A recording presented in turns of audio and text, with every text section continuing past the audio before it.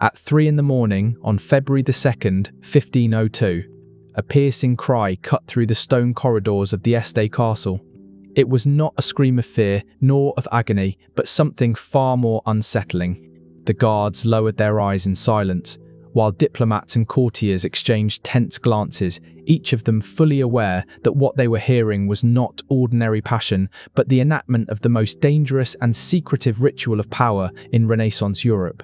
On that freezing dawn, as Ferrara slumbered under a blood-red moon, an event unfolded in the ducal chambers that would alter the balance of Italian politics.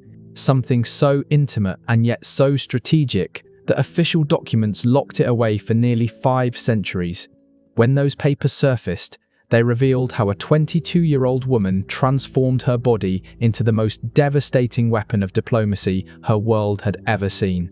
Picture a royal bedchamber where every sigh and every gasp is treated like currency, where a woman's flesh becomes a battlefield and the consummation of marriage is carried out not as romance, but as ritualized warfare, capable of toppling dynasties and cementing empires.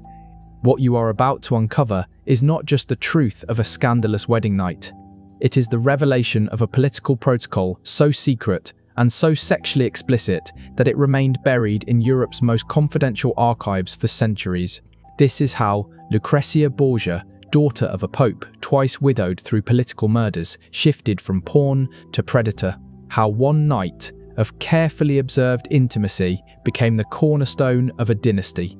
A night spoken of in whispers, like 3 words carried by a royal chancellor, enough to explain why this woman both feared and desired, shaped the destiny of Italy forever. Brace yourself. What took place before dawn will shatter everything you thought you knew about sex, power, and politics in the Renaissance. If your heart is already racing from this glimpse into history's forbidden chambers, just imagine what lies ahead. Give this video a like if you want us to keep unearthing the hidden protocols that reshaped empires, and in the comments, tell us the name of that queen, duchess, or courtesan whose darkest secrets you want exposed. The one mentioned most will star in our next investigation. Subscribe and ring the bell, because these truths are only revealed to those who dare join our secret brotherhood. The year was 1502, the height of Borgia influence. Rodrigo Borgia, Pope Alexander VI, had secured control of Italy through marriages that turned his children into weapons on the political chessboard. In this volatile climate, Lucrezia was more than just a noble bride. She was the embodiment of sexual diplomacy itself. Italy was splintered into rival powers, where every union between aristocrats functioned like a treaty. Every wedding bed a battlefield. The duchies of Ferrara, Milan, Naples, and the Papal States, held together by fragile alliances sealed between silk sheets. Marriage here was not about love, it was survival. For the Este family of Ferrara, the stakes were life and death. The ruling duke, Ercole, had staked the future of his dynasty on this alliance with the Borgias. His son and heir, Alfonso d'Este, would become the living instrument of that gamble. Negotiations concluded on December 30, 1501, with terms that revealed just how transactional this marriage truly was.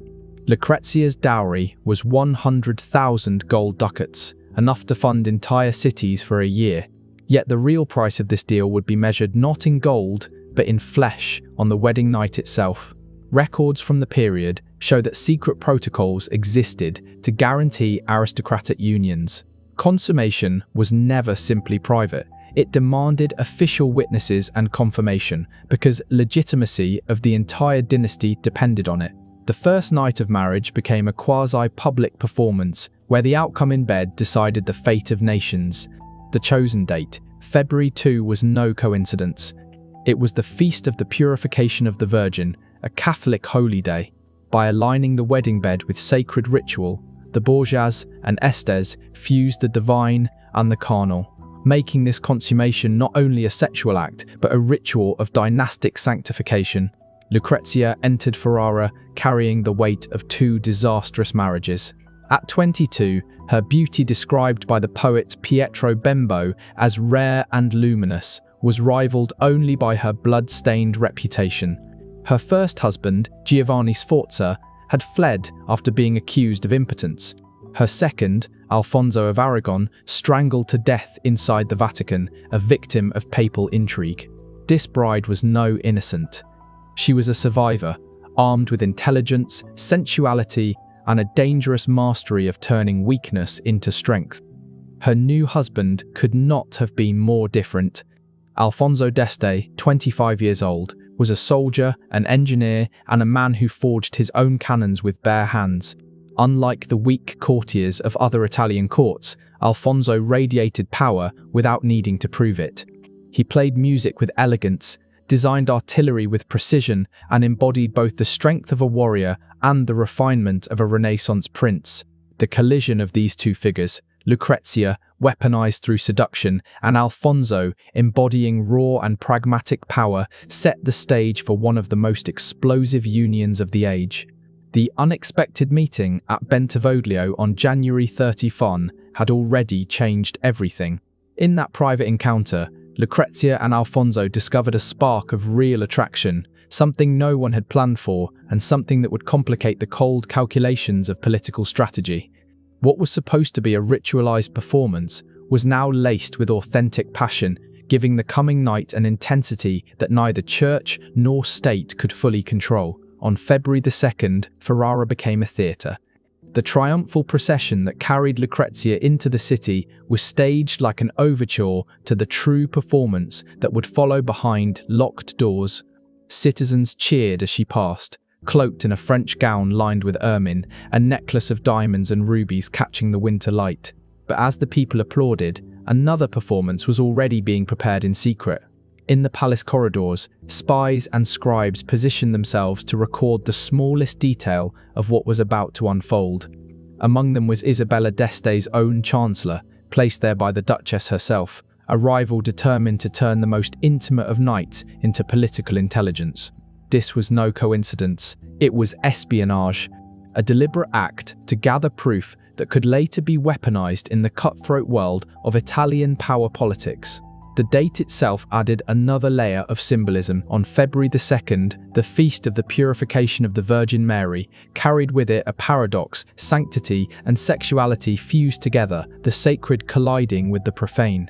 Nothing about this timing was accidental. Every gesture, every ritual had been planned to turn the consummation into a dynastic sacrament, binding not only two bodies, but two great houses. Inside the ducal apartments, the stage was set. Crimson velvet curtains enclosed the bed like theatre drapery. Silver candelabras flickered against Flemish tapestries depicting wars and alliances, a reminder of what was truly at stake. Here, in a room transformed into both sanctuary and stage, the most important political performance of the decade was about to be enacted. When Alfonso entered, both he and Lucrezia knew their roles. Their meeting at Bentivoglio had already awakened something genuine between them, but now that spark had to be harnessed and displayed as proof. What would unfold was not merely a private act, it was a ritual rooted in centuries of aristocratic custom. For noble marriages in Europe, consummation was more than intimacy. It was a certificate of legitimacy, a binding act that proved heirs could be born, alliances secured, dynasties continued. But in Renaissance Italy, this proof required witnesses, silent, hidden, but present nonetheless. The royal bed became a courtroom, the act of love, a verdict that would decide the future of nations. Lucrezia, hardened by two disastrous marriages, understood this better than anyone. Giovanni Sforza's impotence had turned into public humiliation and annulment. Alfonso of Aragon's death by strangulation in Vatican chambers had shown her that weakness in the marriage bed meant weakness in politics, and weakness in politics could mean death. These lessons shaped her strategy. She would no longer be a pawn. She would survive, even dominate, by turning her body into a weapon. Alfonso, too, grasped the stakes. His virility was already known, but knowledge was not enough. It had to be proven, documented, witnessed. The Este family could not risk whispers of impotence or infertility. To ensure legitimacy, the ritual called for more than one consummation. Every act would be recorded as irrefutable evidence, a shield against annulments, scandals, or assassination plots. And so the night began. The first consummation carried a charge neither had expected: real passion mixed with political necessity, producing an energy that startled even them. For once, duty and desire were aligned. This union was not just staged, it was lived. The second consummation, recorded by Isabella d'Este's embedded chancellor, showed just how closely every moment was monitored. To outsiders, this might seem an invasion, but in the eyes of the court, it was duty. The bedchamber was simply an extension of the treaty room, and every sigh and cry was political testimony.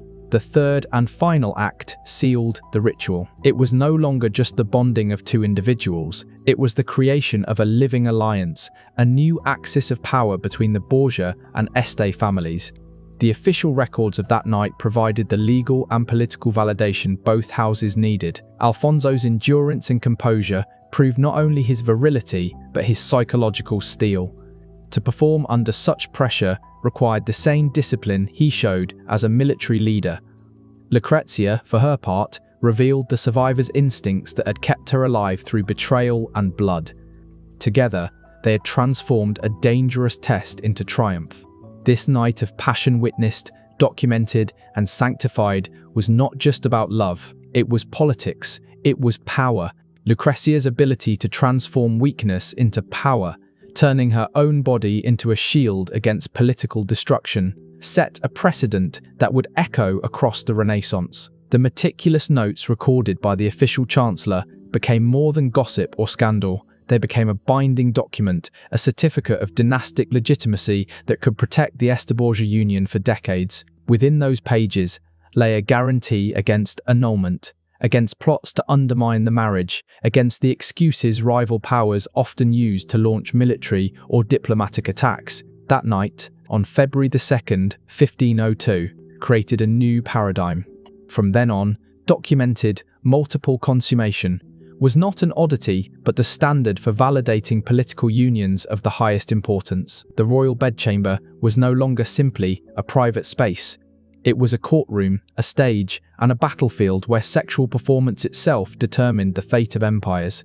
When dawn broke on February 3rd, two individuals had been transformed. No longer simply bride and groom, Lucrezia and Alfonso emerged as architects of a new political reality. Their successful execution of the dynastic ritual gave the alliance a foundation so strong it would ripple across Italy for decades, showing the world that sexuality, when harnessed strategically, could be the sharpest weapon in a ruler's arsenal. The reverberations spread far beyond Ferrara's castle walls. What had begun as an intimate ritual was now a political earthquake. Rivals who had prayed for the marriage to collapse were left powerless in the face of documented proof. They could no longer dismiss Lucrezia as a tainted pawn or Alfonso as a mere soldier. The record stood as irrefutable evidence. This union was both legitimate and unbreakable. Almost overnight, Lucrezia's position within the Este court transformed. No longer a tolerated outsider, she became essential. Her survival was now tied directly to the survival of the dynasty itself. Her death would bring chaos, so her presence guaranteed stability. For the first time, she was untouchable. Alfonso too emerged stronger. His performance had proven not only virility, but resilience under pressure. Where other noble heirs had faltered, humiliated by annulments or whispers of inadequacy, Alfonso had triumphed. His reputation as the true successor of Ferrara was no longer a question, but a fact. But not everyone rejoiced. Isabella d'Este, who had always ruled court life as the unrivaled star, now faced a dangerous rival. Lucrezia's success had turned her from a target into a force. The rivalry between the two women, already tense from their first meeting at Malalbergo, now exploded into a silent war. Ferrara became a stage for psychological combat. Subtle gestures, whispered rumours, quiet contests for influence that would shape the court for years to come. The alliance also reshaped Italy's geopolitics. France, Spain, and rival duchies were forced to acknowledge the Este-Borgia bond as a consolidated power bloc. Diplomatic calculations shifted. Treaties, trade routes, and military strategies had to be redrawn around the fact that the Borgias and Estes had successfully fused into one. Yet politics was not the only battlefield. On September 5, 1502, Lucrezia gave birth to a stillborn daughter after convulsions in labour. Rumours erupted immediately. Was the child conceived on the wedding night or earlier, during her secret meetings with Alfonso before Ferrara? Chroniclers obsessed over the timeline because paternity was not simply personal, it was political proof of legitimacy. Lucrezia nearly died herself, struck with childbed fever. Many women did not survive. Her recovery was viewed by contemporaries as proof of divine favour, evidence of her strength and reassurance that she could still provide heirs. But the ordeal changed her. Confronting death in childbirth hardened her sense that survival in this world demanded more than beauty or obedience. It demanded strategy. This new clarity led her down another dangerous path. About a year later, she entered into a relationship with Francesco Gonzaga, Marquis of Mantua, and the husband of her bitter rival, Isabella d'Este. It was an affair born not only of passion, but of calculation. By choosing Isabella's own husband, Lucrezia struck at her rival's pride while securing another line of political protection. The relationship was carefully hidden, yet its impact was seismic. Letters between Lucrezia and Francesco, uncovered centuries later, reveal both authentic emotion and political cunning. She was not merely manipulating him. She found in Francesco a genuine connection, yet one that doubled as insurance against her enemies. Her ability to balance this affair while preserving her marriage to Alfonso showed the mastery she had developed over sexual diplomacy. She was no longer simply a survivor. She was a strategist, weaving webs of intimacy and loyalty that could shield her against any threat. For Isabella, the affair was devastating. To lose influence at court was one thing, but to lose her husband's attention to Lucrezia was an attack both personal and political. The rivalry that followed would haunt Ferrara's court for decades. For Isabella d'Este, the revelation that her husband had fallen into the arms of her fiercest rival was more than humiliation. It was a political catastrophe. Court whispers turned into daggers. The very woman she sought to diminish had struck back with a weapon Isabella herself had mastered: influence through desire. Lucrezia had not only avenged herself, but she had redefined the game, showing that intimacy could be weaponized as effectively as armies. Her affair with Francesco Gonzaga, sustained for years, became a new model of Renaissance sexual diplomacy. These were not fleeting romances, they were tactical extensions of politics. Aristocratic affairs became safety nets, diversifying one's network of protection just as kingdoms diversified their alliances.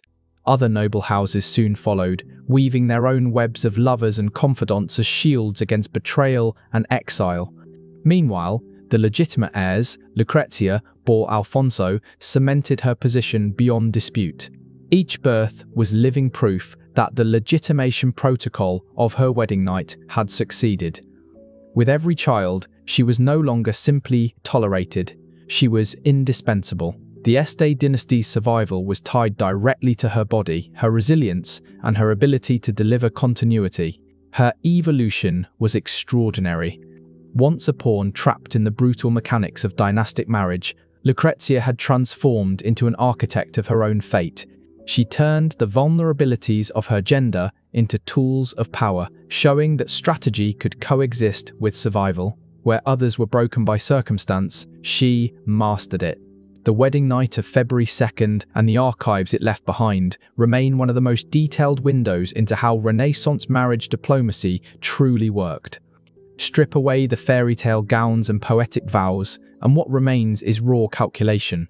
Unions forged not for love, but for power, consummations staged and documented to prevent annulment, sexual protocols designed to anchor alliances in something irrefutable. The template pioneered by the Borgias and the Estes spread. Documentation plus consummation became the formula for unshakable alliances. Even after their deaths, their descendants inherited not just lands, but a methodology. A cold, precise system where the bedroom was as crucial to politics as the battlefield. Lucrezia's transformation from pawn to power broker stands as one of the most striking examples in European history of a woman seizing agency in a world designed to crush her. She proved that intelligence, courage, and strategic intimacy could bend the rules of a system thought immovable. And yet, her story is only one shard of a hidden mosaic. The archives of Europe hold countless similar secrets, protocols buried because they reveal truths too scandalous for the official record. Queens, duchesses, and courtesans wielded sexuality as a weapon every bit as decisive as diplomacy or war. Did you know Catherine de' Medici perfected a system of seduction that let her control 3 French kings? The Anne Boleyn's mastery of erotic politics shattered England's Catholic unity and birthed a new religion. That Isabella of Castile ensured Spain's unification by orchestrating a consummation so thoroughly witnessed it required 5 official chancellors. These women were never passive. They were lethal players in a dangerous game, rewriting rules from inside gilded cages. If this glimpse into Lucrezia's world has unsettled you, if it's shown you that history's most forbidden truths are far more fascinating than the sanitized myths, then you've only scratched the surface. Hidden in Europe's secret archives are entire systems of bedroom diplomacy that reshaped empires. The past still has secrets, and you are about to discover them. Please like and subscribe to the channel. We will see you in the next one.